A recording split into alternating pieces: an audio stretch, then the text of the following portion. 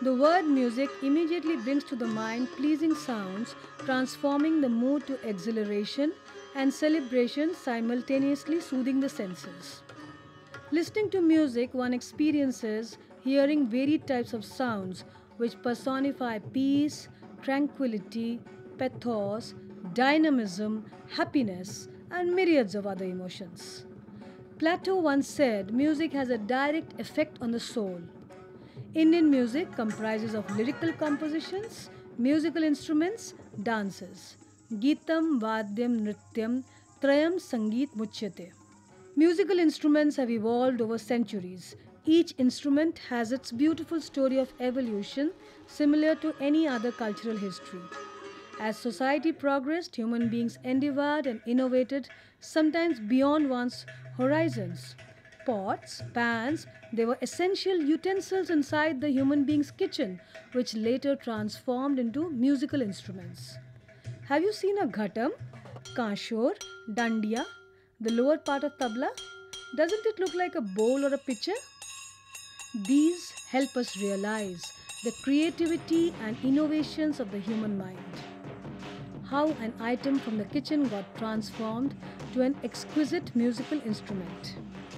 Most Indian instruments, although having started in simple forms, because of a long period of evolution, have now become exquisite, capable of producing varied pitch and range of octaves. For example, tabla must have started just as a plain drum. Now when people use it, there are varied types of the instrument having different pitches and quality of sound. Evolution is mandatory and spontaneous, and hence we feel proud of our heritage and culture as we see people in other parts of the world dancing to the beat of sarangi, dholak, kartal, or to the beat of madol. As far away at Trafalgar Square, London, in one of the events of Incredible India, the audience rose to dance to the tune of Rajasthani folk music. In India, the musical instruments are termed Vadya Yantra in Hindi, Vadya Parikaragalu in Kannada, Vadya Jantro in Assamese, and so on. Etymologically, the word Vadya finds its origin in the Sanskrit root Vad, which means to speak.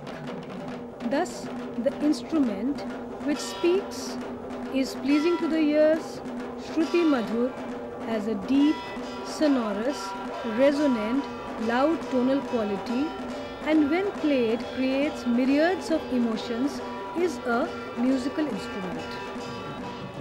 Our musical instruments fall under four different categories. Chordophones, which are string instruments and are also called Tatvadya. Membranophones, which are skin instruments and are called Avanadhavadya.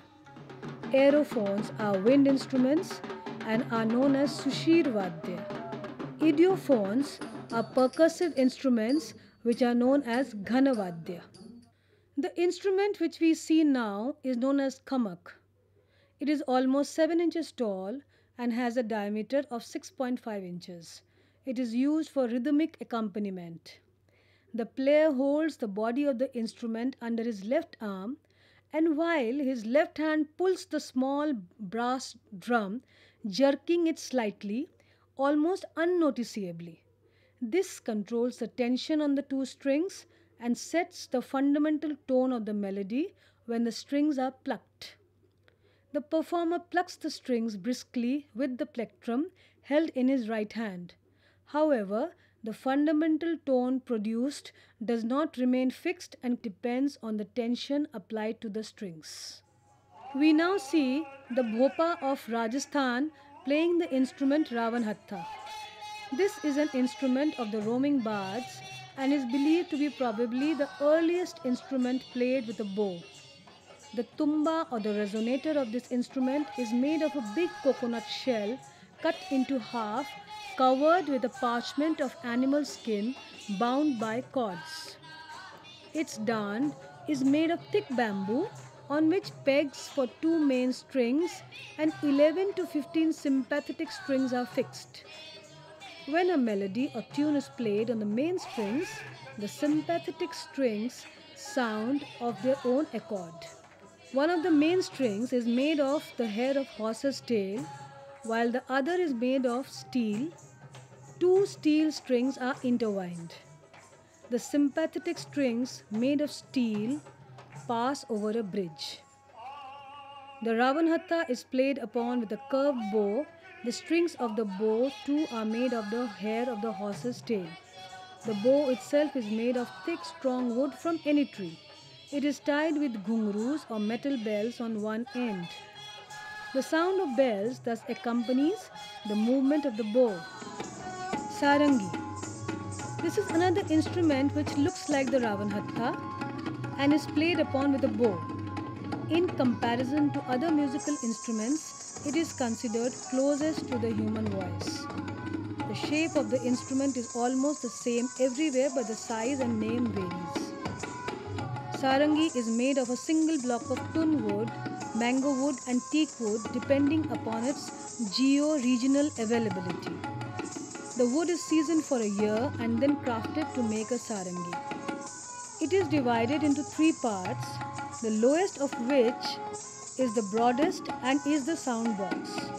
This portion is hollowed out and covered with a parchment of animal skin, usually goat skin, and tightly glued to the rim. The portion above this is the nali or sina, which is the torso or chest. The strings of the sarangi stretch across this portion. It is on this portion of the instrument that the fingers play to produce sound or melody. The topmost portion is called magaj or forehead. This portion of the sarangi has two small flat bridges on which 5 or 6 strings are stretched and wound around khutis fixed to the right of the neck, which is a part of the center of the sarangi. While the stomach or pate of the sarangi is hollow from the front and thus covered, the sina and the magaj are hollow from the back and are left uncovered. Sarangi has 3 main strings and between 35 and 39 sympathetic strings. The 3 main playing strings are made of gut or goat's intestine. The rest of tarab strings are of steel. The musicians who play regional tunes on the sarangi use 4 main strings, 2 of steel and 2 of gut, and variable sympathetic strings from 9 to 35. The bow or gaj of the sarangi is generally made of shisham or teak wood. The strings of the bow are of hair made from the horse's tail. A tuning handle called chabi, made of wood and about 4.5 inches long, is used to tighten or loosen the pegs of sympathetic strings. Sarinda, Surinda or Suranda. The instrument which we are now seeing has a physical structure which is different from sarangi, but the playing technique and the basic traits are absolutely similar. In sarinda, the resonator is held down and the fingerboard passes on to the shoulder of the player. It is rubbed with a bow to give the requisite tonal quality. It is known as sarinda in West Bengal, Himachal Pradesh, Tripura, Assam. The people of Kutch in Gujarat who use this frequently call it suranda, and the people of Rajasthan call it surinda. In West Bengal, Tripura and Assam, the instrument is oval shaped at the bottom and shaped like a jacket made of a single piece of wood. Its belly is hollow and covered partially with a skin. There are 3 strings and they are tuned to 3 different notes at a very high pitch. The bow is made of wood and the string of a horse tail. On the screen we now see the beautiful instrument sitar. This has 2 parts, the dand and the tumba. The tumba or sound box of the sitar, which is at the lower end, is made of gourd or pumpkin. The gourd or pumpkin is divided into 2 halves. Set to dry, each can become the tumba for a sitar. Half the gourd is covered with a wooden plate. Two bridges are fixed on the cover of the tumba. The dand of the sitar on which its frets are fixed is made of tun, shisham, teak or aam, mango wood. However, the best wood is considered to be tun. There are 7 main strings on the sitar which are stretched over the main bridge. The tarab strings, also known as sympathetic strings, which are 11 or 13 in number, facilitate echo and resonance of these main 7 strings. The tarab strings are attached to the small pegs fixed on the right side of the sitar, which can be loosened or tightened according to the required pitch. The frets of the sitar, known as sarika, are made of brass or German silver and are in the shape of semi-arcs. They are fixed with the help of nylon or silk threads to the dand. They are shifted according to the requirement of the rag. To increase the reverberation and resonance in the sitar, a second tumba is sometimes attached to the dand. This is fixed towards the upper portion of the dand. This second tumba is detachable and also can be removed. The strings of the sitar are strummed or plucked with a mizrab, a kind of triangular shaped wire plectrum made of steel or brass worn on the index finger of the right hand. While the fingers of left hand press the strings down to the frets, the right hand simultaneously plucks or strums them near the bridge on the tumba. Membranophones, skin instruments or avanadya vadya. Avanadya means that which is covered. The instruments with a hollow form made of wood, clay or metal covered with animal hide or membrane are percussive by nature. They are thus commonly known as percussion instruments and fall in the avanadh or anandh vadya in Indian music. According to the ancient music scriptures, the tuning of drums is known as marjana. A special kind of sticky mud from the riverside, free of gravel, sand, grass, and husk, was applied to the face of the drum heads, giving percussion instruments their distinct resonant timbre. In the present day, too, the paste with a modification in its ingredients is applied to the faces of drum heads. The pakhavaj and tabla of Hindustani music have a circular black center called syahi, composed of finely ground iron ore, wheat flour and charcoal powder, held together by a special glue. The circular black center of the mridangam in Carnatic music called soru is made of manganese dust, tamarind juice and boiled rice. The loading of black paste in the form of a disc on the center of the stretched membrane covering the drum head is an elaborate procedure unique to Indian drums. The loading of the paste combined with striking the edges of the drum head with a small hammer tunes the instrument to the required pitch. The remarkable system of tuning has proved to satisfy the most rigid of acoustic tests across the world. The man we see is playing the khol, which is a conical shaped single drum. Its hollow body is made of baked clay. The sides are hollow and parched. It is of medium size on the left side and then tapers down to a point at the right end. Thus, the left side of the khol is of a medium size, but the right side is a small 4-inch diameter. This is the reason why the sound of its right side is high-pitched, whereas the left hand produces a deep bass sound. The middle part of the center has a diameter of 10 to 12 inches. Both the sides of the khol are covered with membranes and smeared on the outside with a special black paste. The membranes are tightly attached with a leather cord to both sides of the khol in such a manner that its entire body seems to be covered with thin leather straps. In all, there are 32 leather straps that covers its body. Mridangam. The name Mridangam literally means body of clay.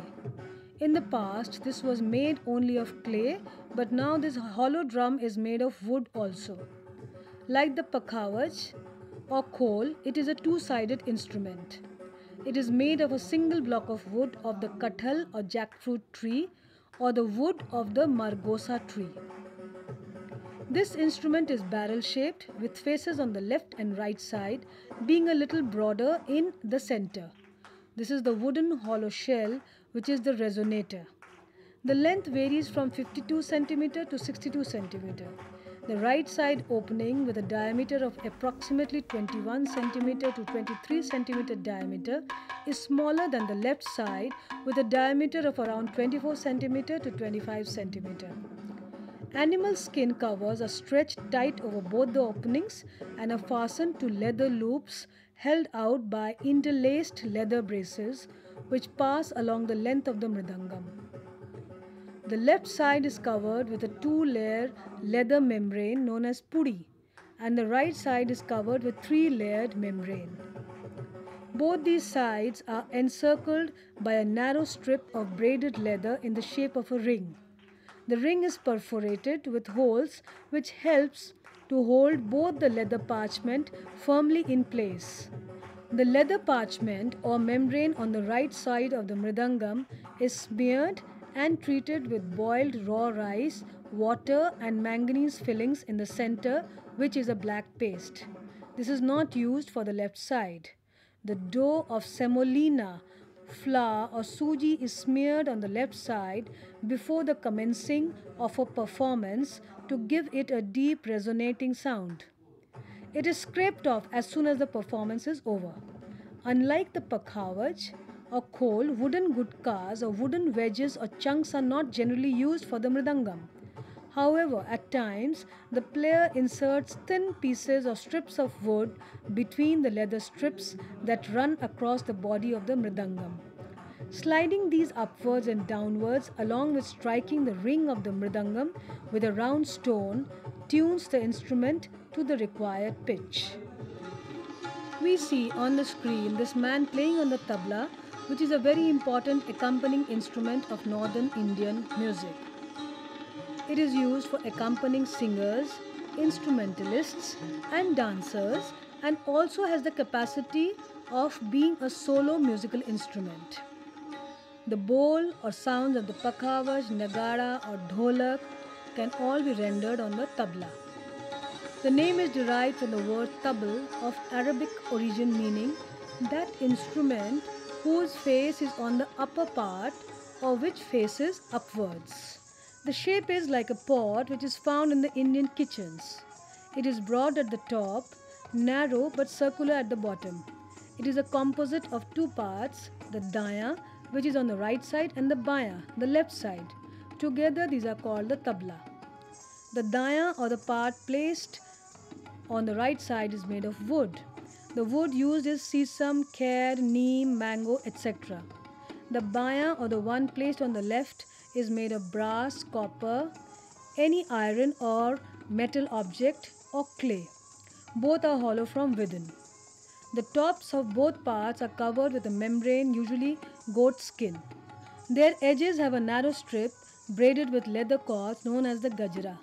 The gajra is made by joining 4 or 5 leather braces made of goat or cow skin, and it is fixed to the mouth with leather braces known as baddi, made of buffalo skin. This is perforated at 8 different places equidistant from each other through which leather cords are passed. The leather cords go right to the bottom of the hollow where they are tied to a ring around the wooden pot a little above the base. 8 wooden wedges or chunks 2 inches in length are placed under the cord of the daya. These are known as gutka or gatta. By sliding the gatta upwards and downwards and by tightening the leather cords, it is possible to tune the tabla. Striking the gajra with a small metal hammer fine-tunes the instrument. On the leather covering of the baya and the daya, a black paste is smeared in circles. Applying this paste on both parts of the instrument needs great expertise which the tabla maker gradually learns through practice. Edaika, a very traditional drum belonging to the state of Kerala. The instrument is shaped like a barrel, which is carved out of sandalwood and also jackwood. The drum has great potential as it is a combination of Shruti, Tal, and Geet Vadya. This is a unique drum which does not have fixed membranes. The circular frame is made to be in firm contact with the two faces. The membrane bed on each side consists of a ring of about 10 centimeter in diameter covered with a dried and seasoned skin of a cow or oxen called teli. Over the body, small wooden blocks about 3 inches long and decorated with woolen balls are tied. The instruments are joined before the time of playing and are separated after the performance. Kanjira. The kanjira is a small frame drum very similar to the duff but smaller in size, used down south mainly in Carnatic music. Similar to the western tambourine, it consists of a circular frame made of the wood of the jackfruit tree, brass or even iron between 9 and 12 inches in diameter and 2 to 4 inches in depth. It is covered on one side while the other side is left open. The frame is covered with a hide or skin. The hide of the kanjira and even the small kanjari is made by using the skin of iguana, a kind of lizard. It is played by striking this covering with one hand using the palms and fingers while holding the rim and giving support with the other hand. It is somewhat similar to duff but is smaller in size.